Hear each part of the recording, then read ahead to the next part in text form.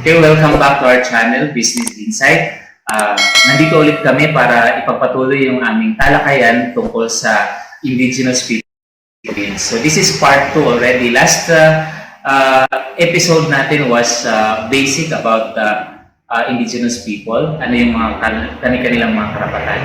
So bakit ba natin ito tinatalakay? Ano yung importance nito? Alam natin na yung mga minorities na brothers and sisters natin, karamihan po sa kanila ay nagkakaroon na ng maraming problema dahil karamihan ay may mga nagbibenta or naluloko na ng mga negosyante or mga tao sa kapatagan na occupy na yung mga properties nila bilang mga katutubo ay na-strip off na sa kanila or nawawala na. So itong discussion na to ay para matulungan natin at mabigyan gabay ang ating mga indigenous na mga kapatiran na magkaroon sila ng awareness, no, na ano ba talaga ang kanilang mga karapatan. Okay, so ang focus ng ating discussion ngayon ay tungkol sa Republic Act 8371. Kaya nandito ngayon ulit si Attorney Joel Arellano para tayo gabayan at i-explain sa atin kung ano yung nakapaloob sa RA 8371. At ang ating ding isang guest, si Ma'am Lori, being a businesswoman, ano ba ang kanyang contribution para sa pakikibaka, no? Sapalaran ng ating mga katutubong kapatiran. Okay, so mag-upisa tayo kay Attorney Joel. Good afternoon sa ating mga listeners. Gaya ng sinasabi natin sa mga previous episodes natin na aming pakay na magbigay ng mga practical tips at saka sa mga bagay-bagay patungkol sa batas sa ating mga basically mga non-legal or laymen kung ba tatawagin, no? Para maintindihan nila sa pamamaraan na kung saan ito'y abot na kanilang pagkakaintindi sa mga batas. No? And Ma'am Lori. Yes, magandang tanghali po at salamat sa pag-i-invite ni Sir Alvin at kay Atty. Joel Arellano. Salamat po. Okay. Attorney, diretso na tayo. Diretso na ako sa tanong ko. Ano? So, as I've said earlier, we're going to discuss about RA 8371. Attorney. Yes, Ano ba tong batas na to or Republic Act 8371 na to, Attorney? Ano ba yung binibigay na mga protection under this particular Republic Act para kapatiran natin na mga indigenous? Okay. Mahalaga na identify muna natin o define natin yung batas na yan. No? Kung ating babasahin, no? Ayon sa Republic Act number 8371, sabi dito sa kanyang titulo, no? Title, an act to recognize, protect, and promote the rights of indigenous cultural communities, indigenous peoples, creating a national commission on indigenous peoples, establishing, implementing mechanisms, appropriating funds therefor, and for other purposes. So basically, sa titulo mismo, sinasabi nito na ito'y batas na nangingilala o kinikilala at nagbibigay proteksyon. At ito rin ay nagpro-promote sa karapatan ng mga indigenous cultural communities o kaya indigenous peoples. So, basic yun, Attorney, no, na ang pinoprovide ng batas na to ay protection and promotion of the basic rights. So, una, kikilalanin nila. Ano ba yung indigenous peoples na ito? No? Totoo ba na merong ganitong indigenous peoples sa ganitong territory or area? And then, protektahan kung mapapatunayan na itong area to na nag-claim na sila ay indigenous cultural groups or communities or itong mga individual na to ay indigenous people, no? Okay. And then they will benefit, no? Makikinabang sila ngayon sa protection na ibinibigay ng ating batas at in fact, ipropromote din kung ano yung pamumuhay nila, no? Magiging magandang pamumuhay nila at maprotektahan din yung culture, yung tradisyon na kanilang sinasabuhay, no? Simula pa nung tinatawag nating time immemorial, no? When we say time immemorial, ito yung hanggat abot ng alaala or memory ng tao, no? Even before Spanish conquest, no? Even before Spanish period. Ayun. So, sa madaling salita, attorney, talagang basic protection ang binibigay ng batas na to. Ano naman, in particular, attorney, if you could cite some of the protections provided by this particular Republic Act? Well, basically, para sa madaling pangunawa ng ating mga nakikinig, no? Ang pinoprotektahan nito ng ating batas na ito ay ang konsepto ng pag-aari ng mga indigenous cultural communities at saka ang mga indigenous people, no? So basically, ang pinoprotektahan dito ay ang kanilang kultura, no? Ang kanilang tradisyon, no? At ang kanilang mga customary laws, yung mga batas nila, at ang kanilang mga teritoryo, no? Territory, no? Pero may definition ng batas kung alin ba ang territory, no? May tinatawag nating ancestral domains at ang tinatawag din na ancestral lands na ating tatalakayin. Okay. So, dun sa batas na nagpuprotekta sa kultura nila, attorney, at saka sa kanilang mga tradisyon at kagawian, papaano ba ang protection na sinasabi ng batas? Okay, basically, dahil dito sa batas na ito, meron tinatawag na NCIP, o National Commission of Indigenous Peoples, na sila ang magpo-formulate ng mga, o gagawa ng mga patakaran, no? Na kung paano maproteksyonan. Okay. Sapagkat dito, kailangan ng pag-aaral na ang isang grupo, ang isang grupo na nagsasabi na sila ay indigenous community, dapat verify din ito. Totoo ba na from time immemorial, itong grupo talaga sila merong pag-aari, no? Merong territory, at meron. So may mga iba't ibang bagay na kung saan, o criteria, kung saan ma-identify mo itong grupong to na sila ay indigenous groups, no? Kasi para maiwasan din ito yung mga fraudulent o kaya yung mapandayang gawain ng ibang tao na nagpapanggap na sila ay indigenous group or indigenous peoples para lang makapag-claim or makapag-sabi na pag-aari namin itong lugar na ito, kami ay membro o kami ang aming tribo. Subalit, sa panahon ngayon, napakadali na magpanggap ng ganung sitwasyon, no? So, yun din ang isa sa mga bango ng ating batas o yung NCIP na kailangan din nilang malaman ng mga bagay na yan. So, sa madaling sabi, attorney, kapag mayroong identified culture or tradition ng isang grupo, no? Isang minority group, whether this particular culture or tradition is not congruent with the local or national policies, ay bigyan ito ng galang under dito sa provision ng RA 8371.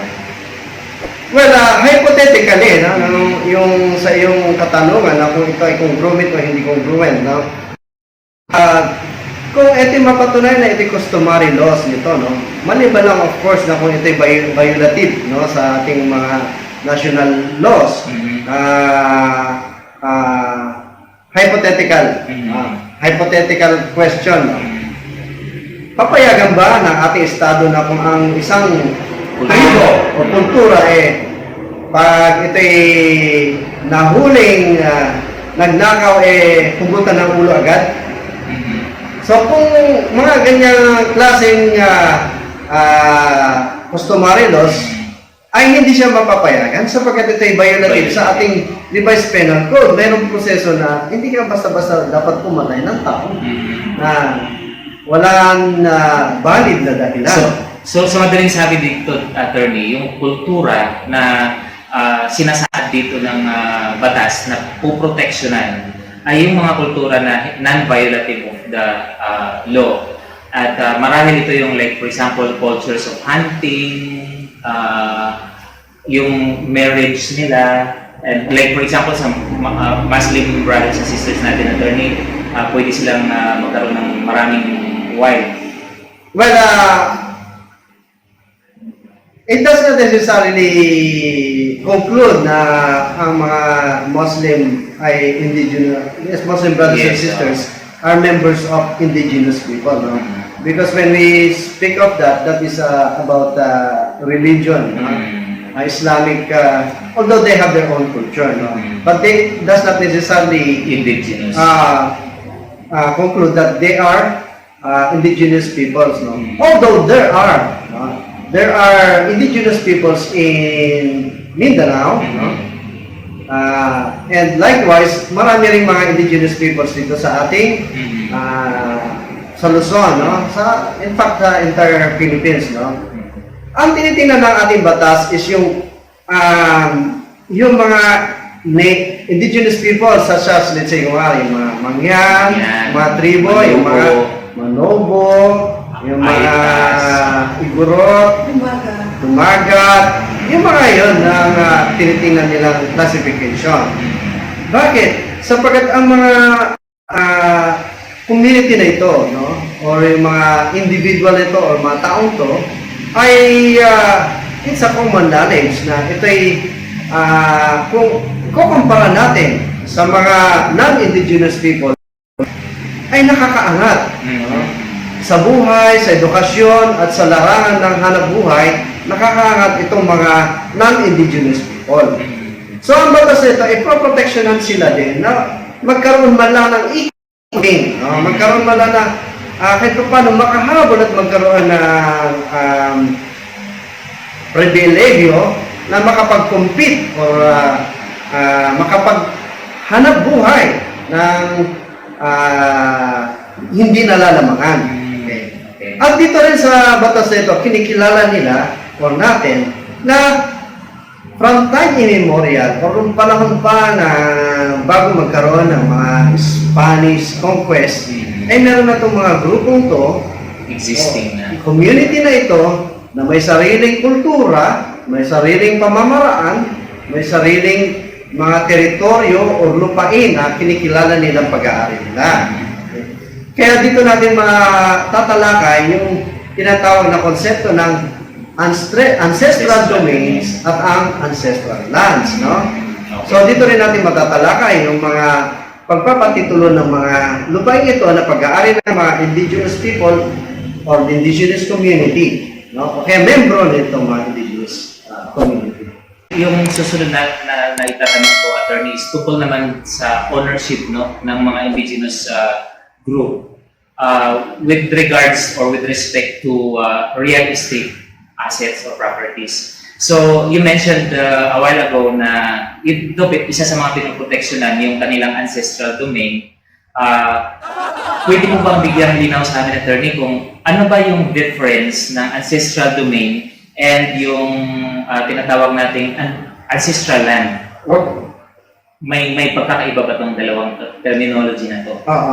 Meron pagkakaiba ang dalawang terminology maliban sa spelling at sa pronunciation.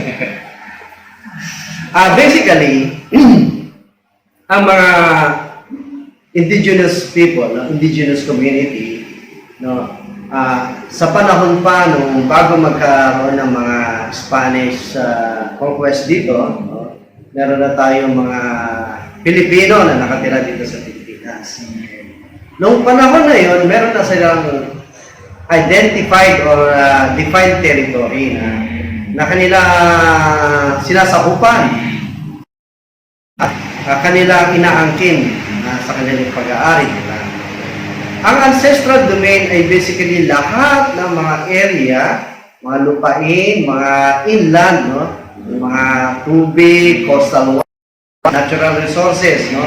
Yung mga air, forest, mga ganun, na involved or na napapasok doon sa teritorya o territory na kanilang sinasakupan noong panahon pa na bago magpumasok itong mga Espanyol. O kaya bago pumasok itong Torres system. Ano naman ang pagkakaiba nito Sa sa ancestral. ancestral? Ang ancestral Land. ang ancestral land ay naiiba sa ancestral Domain. ancestral land ay ito naman yung pag-aari ng mga private individual o individual na miyembro ng indigenous culture. Okay? Or pag-aari ng kanilang pamilya o kaya clan nila. So, nung panahon noon, mayroong indigenous community. Sa loob ng indigenous community, may mga kanya-kanyang clan. Pag-aari. At sa loob ng mga clan na yan, may mga kanya-kanyang bahay o kaya family. Yes. Okay. So doon sa buong indigenous community, no, para lang maging simple ang ating papaliwanag, no, yung territory, no, na o lupain na nasasakupan ng buong indigenous community, ang tawag doon ancestral domain. Ano yung mga napaloob na pag-aari ni clan na example, clan A, na member ng indigenous community, at basically, ito yung mga residential lots, o yung mga kung saan nakatayo kanilang mga bahay, o kaya kanilang farm, no? mga farm, o kaya yung kung ano yung sinasakupan nila, na individually or by family or clan, na pag-aari nila, yun ang mga ancestral lands. Okay. So, yung ancestral land, basically, napasok doon sa loob ng ancestral. Pero may pagkakaiba sa gamit at konsepto ng pag-aari. Okay. Ang ancestral domain, basically, napapaloob din doon yung ang tinatawag nating mga burial grounds. So, paano pag may mga namatay, no? So, siyempre, meron din silang mga cultural practices para sa mga pagdilibig. So, saan nila lalagay yung matay? So, yung grounds. Ang pag-aari niyan ay ancestral domain yan. Sa buong community. So, may mga common. Or may common din na lupain na kung saan lahat ng mga miyembro ng community ay pwede magkaroon ng hunting, fishing, tinatawag din mga sacred places, no? Kung saan sila ay nagkakaroon ng pagsamba. So, yun yung pag-aari na pasok ng ancestral domain. Okay.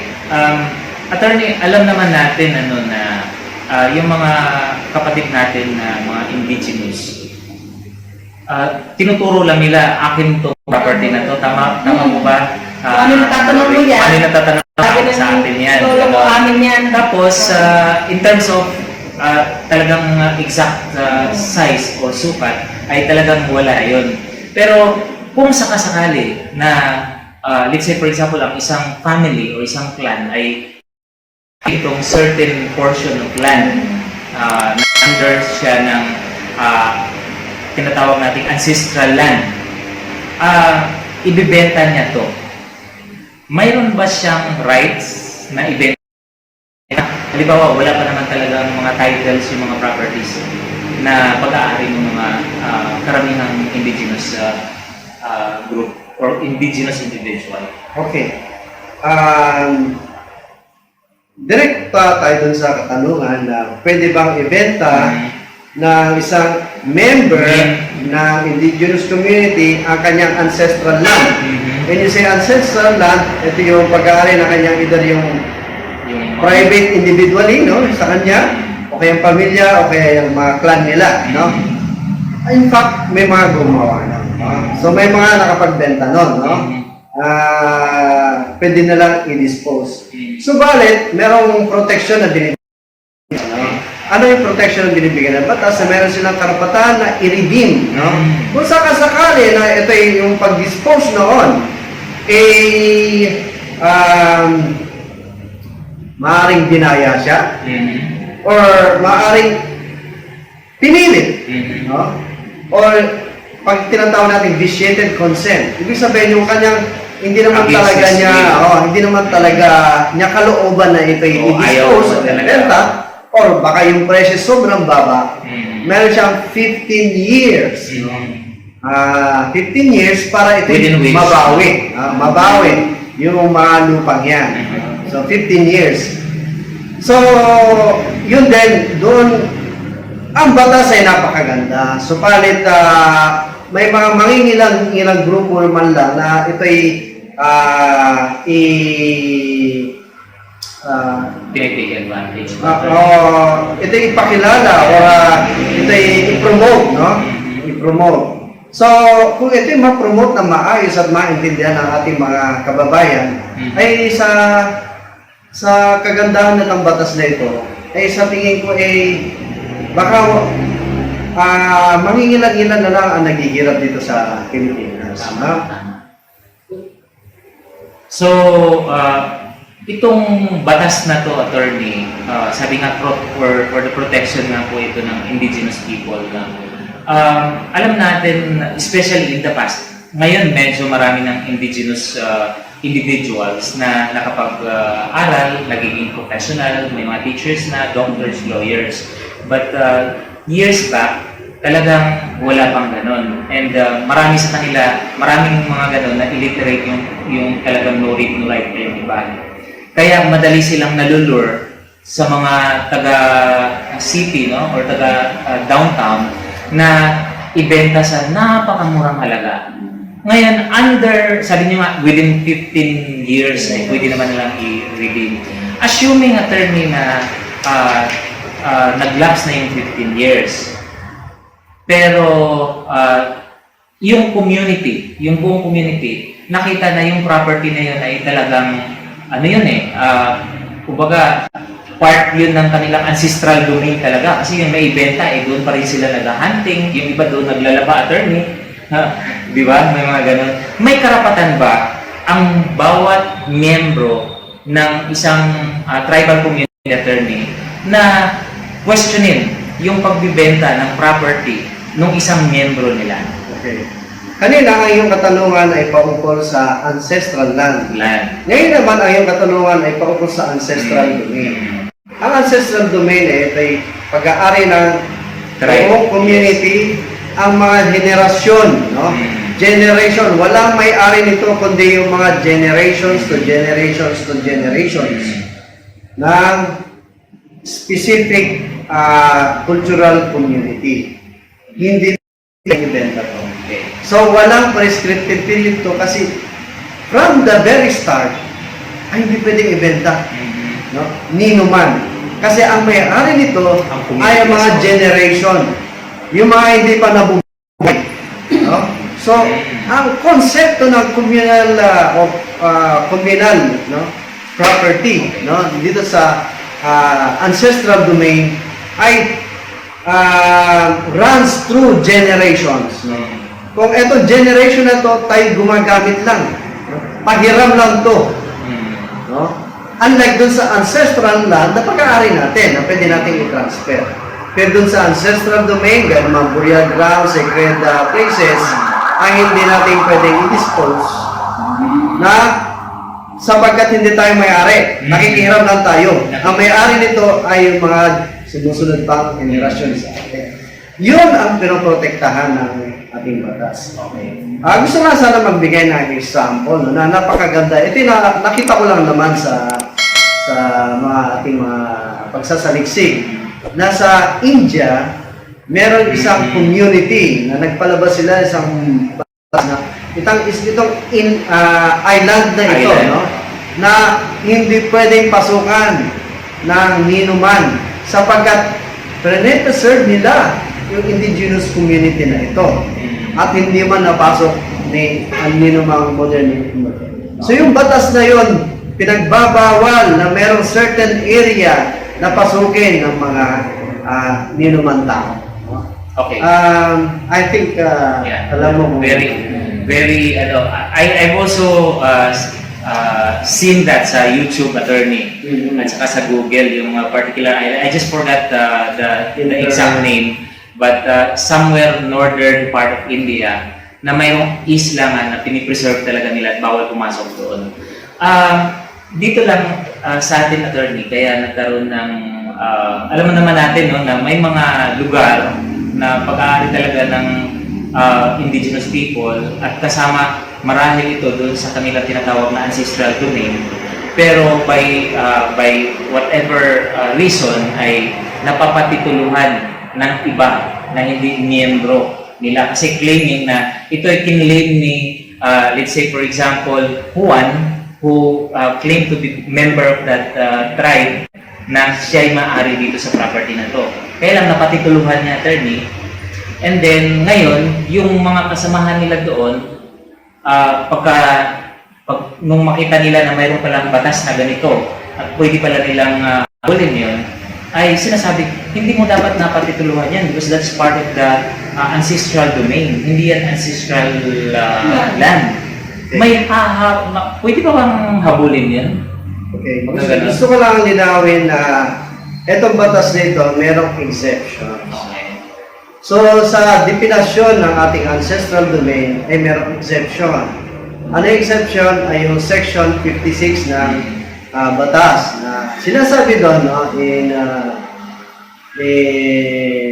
in simple words, no, sinasabi doon na without prejudice, no, ibig sabihin, kung meron na napatituluhan na meron ng existing private right, na meron ng may-ari doon sa napaloob ng ancestral domain bago inilabas yung batas na yan, meron na siyang karapatan. Okay. So, ang ancestral domain ay hindi niya pwedeng bawiin or ariin Ulit. yung vested right or pag-aari or yung karapatan na nung nakabili nung panahon na yon bago maisabatas ang itong Republic Act 8371 na nagbibigay ng protection. Pero kung ang pag-transfer or pagkabili nun ay pagkatapos itong batas na ito, ay definitely pwede nila. Ang Lori. Gusto ko lang linawin na katulad ng sinabi niyo ay talagang this is for the best interest of the indigenous group or indigenous individual. Nabasa ko rin some part of RA 8371 na talagang napakaganda naman na kapag lang talagang mai-implement talagang masasabi na napakayaman pala ng ating mga katutubo. Di po ba? Kasi yung lahat ng minerals doon, lahat ng mga natural resources na meron tayo doon, ultimo yung nagmimina doon ay dapat mayroon silang karapatan, mayroon silang shares. Yung customary claim at saka tinatawag natin communal claim, ano ba itong difference ng dalawa na ito? Well,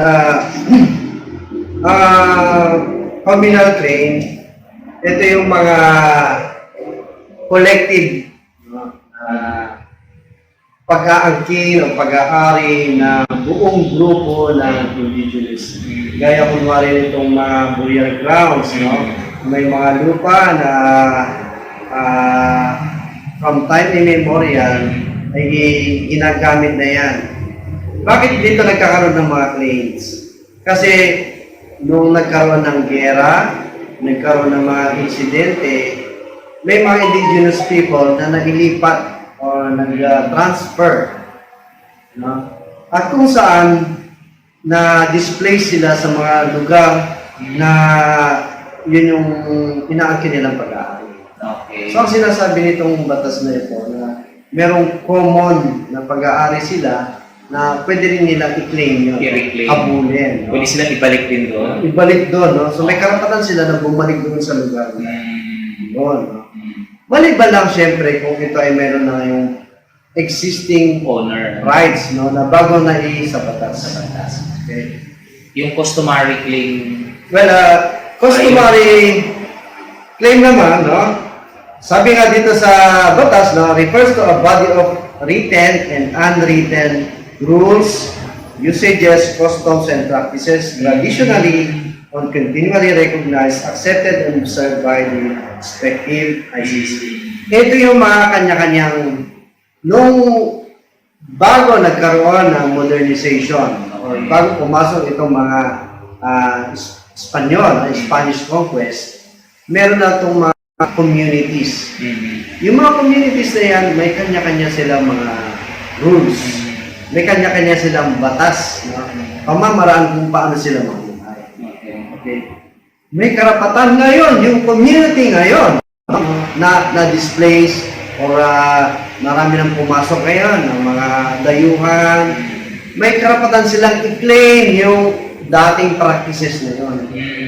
May karapatan silang i-claim yung dating rules na yun. Sa kanila yun. Yan yung kultura namin. Yung kulturang ipinamana ng aming mga ninuno, yan yung pinapractice namin. Yung pinapractice. So yun yung custom namin. Sige. Maraming salamat, Attorney. Ma'am Laura. Okay, it's your time. Napakadami natin natututunan kay Attorney. Again, no? Napakagaling. And thank you so much, Attorney. Thank you. I'm sure yung mga manonood sa atin ito, especially if they belong to those group, marami rin sila. And hopefully makakatulong to sa kanila para i-reclaim yung kanilang rightful rights and ownership. Attorney, tama po ba? Ma'am Lori, curious lang po ako bilang isang napaka-husay at napaka-successful na negosyante, no? And by the way, thanks to Kansai Realty Corporation, Ma'am Lori, which is one of your so many companies. Ma'am Lori, paano ka naman po na-involve dito sa activities na to? Paano ka nagkaroon ng interest ditong tulungan yung ating mga katutubong mga kapatiran? Sa mga business ko kasi, ay sa mga construction materials. Sa pinaka-main ko naman, sa agriculture talaga ako. So marami nag-invite sa akin sa seminar, pumunta sa Davao, sa Mindanao, Cebu, at napadpad ako sa bandang Dinagat Island. So bigla ako sa kanila at napakayaman ng kultura nila kasi nalaman ko sila katutubo.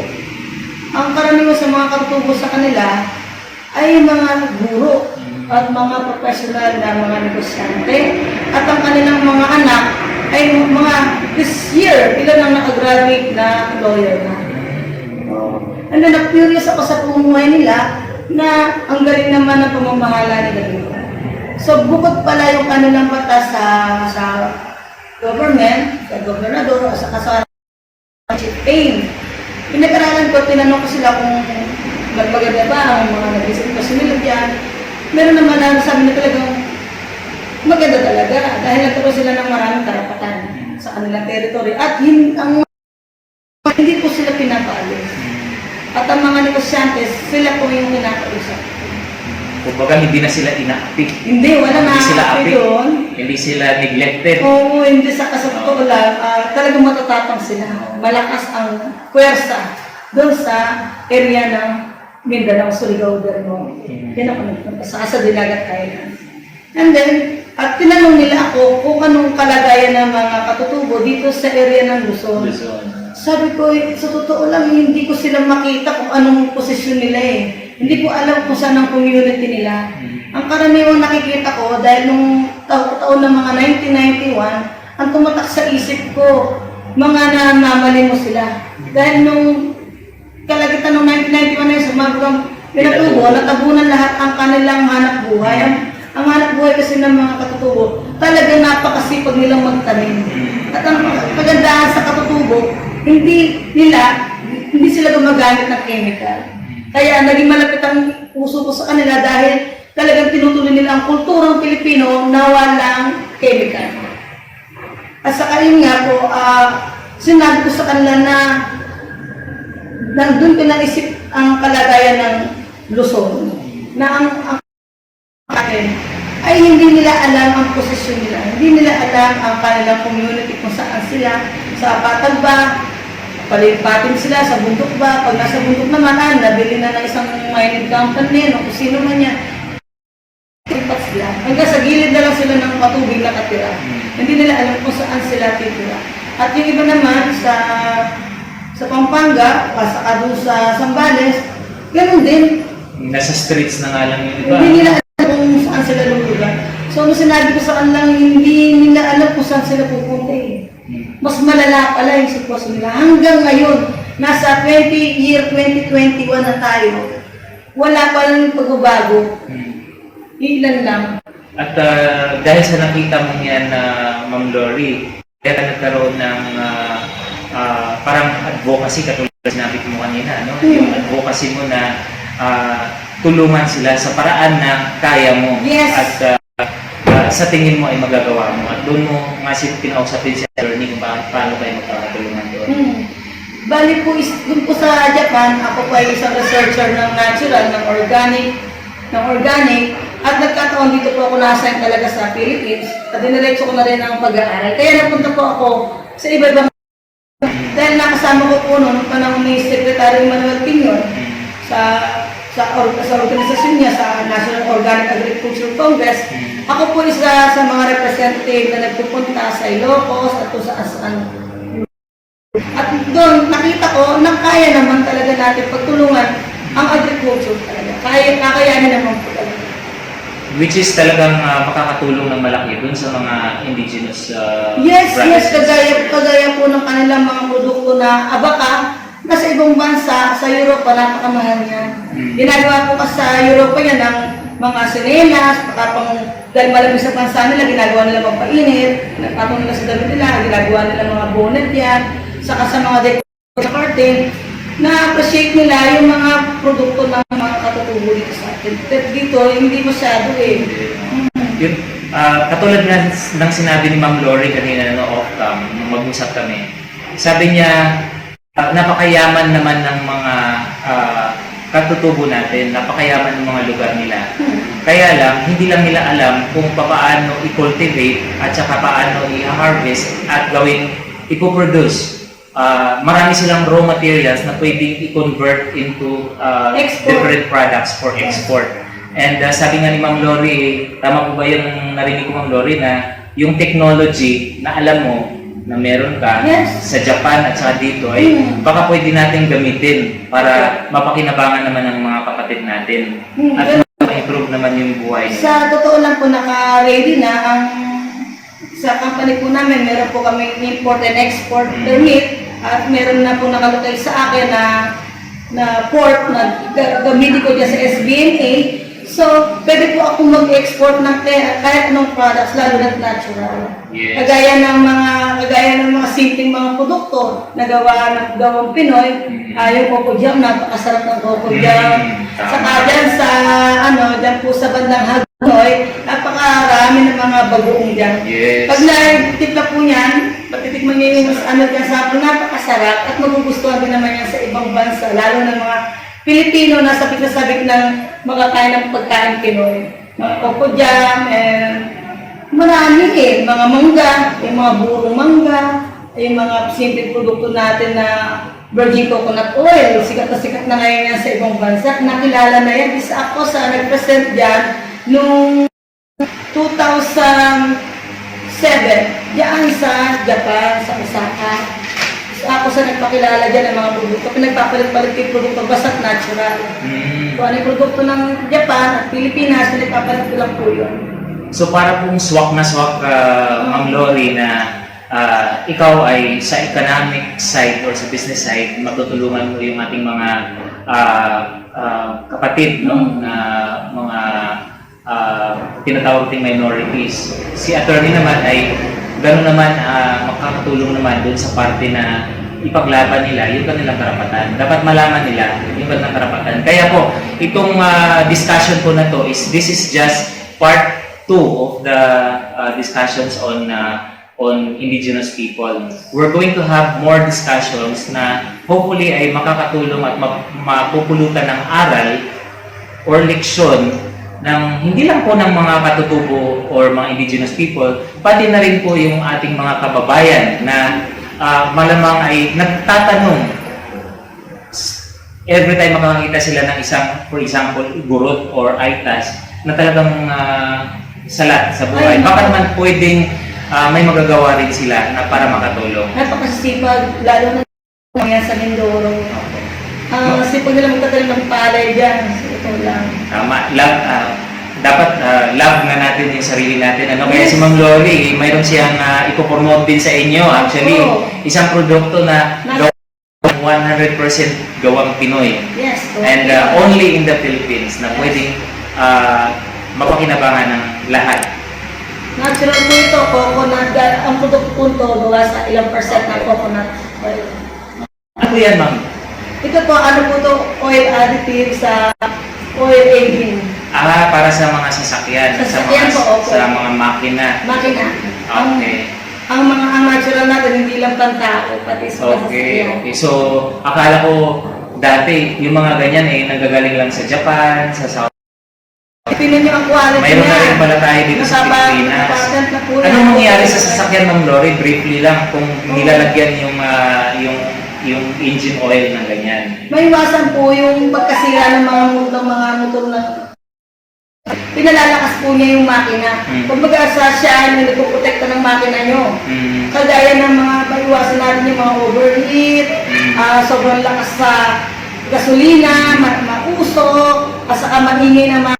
Ito po, sakto po ito. At balita ko, Ma'am Lori, may tinutulungan ka lang na inventor niyan. Ano? Kaya Yes, binabati ko po si Sir Bong. Ayan, ang aking kaibigan.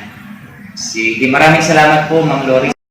No? And dito sa venue, office mo, napakaganda. Thank you so much. Thank you po. Panghuling mensahe, Attorney Joel, for this part of the discussion sa ating mga tagapanood. Maraming salamat. Tandaan po natin na ang pag-aaral ay patuloy. No? Itong channel natin ay para magbigay na konting kaalaman sa ating mga nakikinig para malaman nila yung mga pang-araw-araw na batas na pwedeng kanilang ma-encounter sa kanilang araw-araw na pamumuhay. No? So dito, sinisikap natin maipaliwanag ang technical na batas para ito'y maging katanggap-tanggap at madaling maintindihan ng ating mga nakikinig na hindi siya ganun ka-technical. And gaya ng aking paulit-ulit na sinasabi, ay sa lahat ng bagay, kailangan mayroon tayong good faith and fair dealing. Para may iwasan lahat ng mga bagay na kung saan nagkakaroon ng hindi pagkakaunawahan at hindi pagkakaintindihan. Napakagandang mensahe. Ma'am Lori, Ako, good luck sa atin. Good luck sa mga Pilipino. Kaya natin yan. yes, Kaya natin ang mga pagsubok Thank you. yan. Ako naman, ang i-request ko lang sa ating mga viewers, we've been actually doing these exercises for the past how many months now. And ang layunin talaga po namin ay talagang makapagbigay ng totoong education, no? Totoong learning experience sa ating manonood. Kasi ang gusto lang natin ay makapagbigay kaalaman sa ating mga manonood. And of course, para makatulong lang talaga din sa kapwa natin Pinoy, no? So, nakapaloob din dito sa channel natin kung gusto nilang matututunan yung mga paraan kung paano magnegosyo kung wala kang kapital. Si Ma'am Lori is very expert on that as well. Maybe in one of these days, Ma'am Lori, i-invite din kita. Yung mga loans, nandun din. We also talk about economics, entrepreneurship, lahat. So, kung ano lang naman, kung gusto nyong ma-notify kayo, each time na mayroon tayong ina-upload na video, kasi every week upload tayo ng at least 2 videos, Ma'am Lori. So, subscribe nyo lang at just click the notification button. Okay? So, thank you. See you on our next episode.